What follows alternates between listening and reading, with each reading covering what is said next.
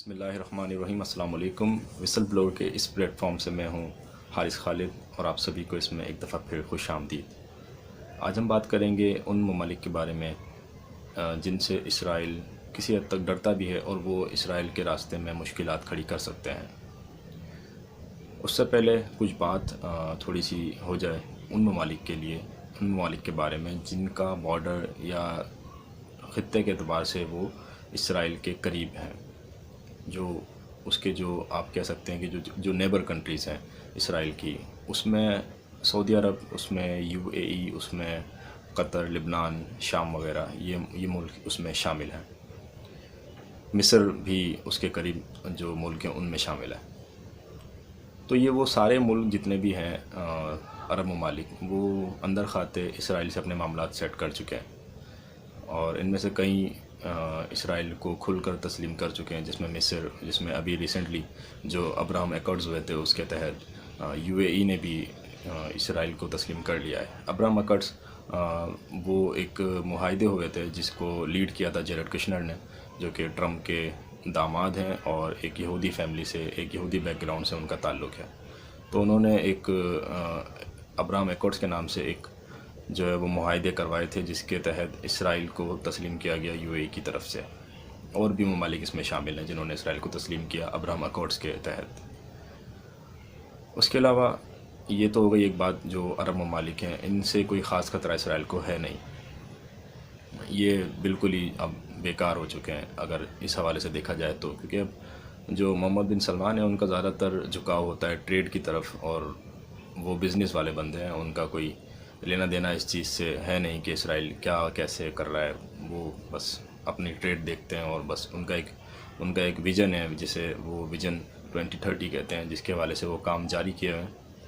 تو بہرحال یہ تو ان کا رول ہے جو عرب ممالک ہیں، اسرائیل کو ان سے کوئی خاص خطرہ، بلکہ بالکل بھی کوئی خطرہ ہے ہی نہیں۔ اس کے علاوہ بات کریں گے ترکی کی۔ ترکی میں طیب اردوان کے آنے سے پہلے جو سیکولرزم، جو لبرلزم ترکی میں جو تھا، جو ہے بھی کافی حد تک، ابھی طیب اردوان نے اس کو قابو پایا اس کے اوپر، اور پھر سے ترکی کے لوگ اسلام کی طرف آ رہے ہیں۔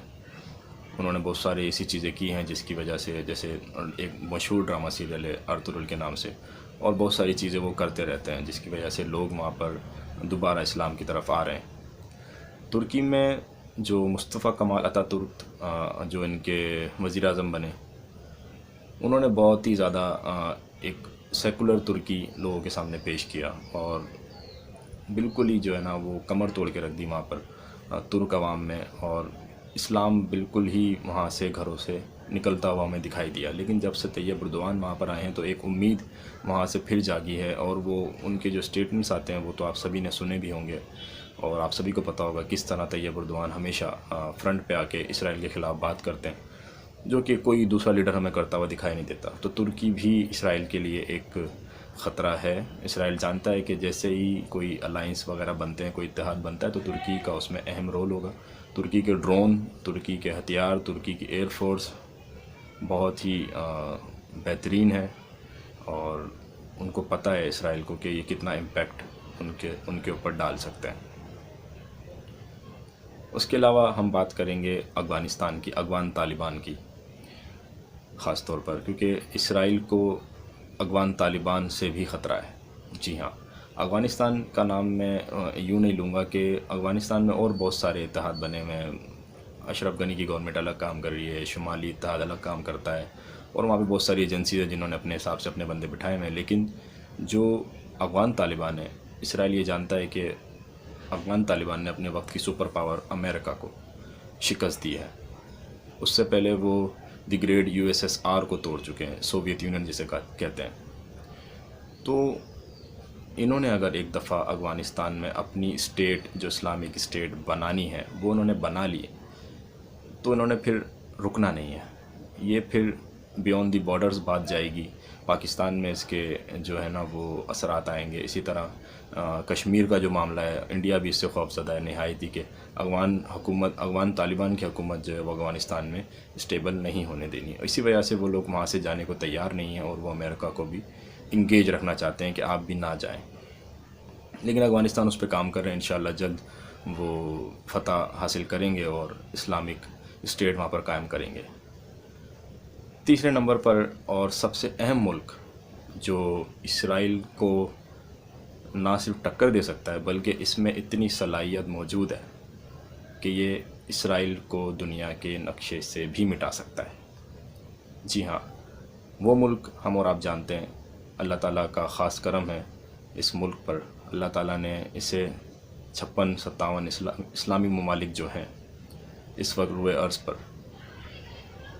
یہ پہلا نیوکلیر پاور ہے اور واحد نیوکلیر پاور ہے۔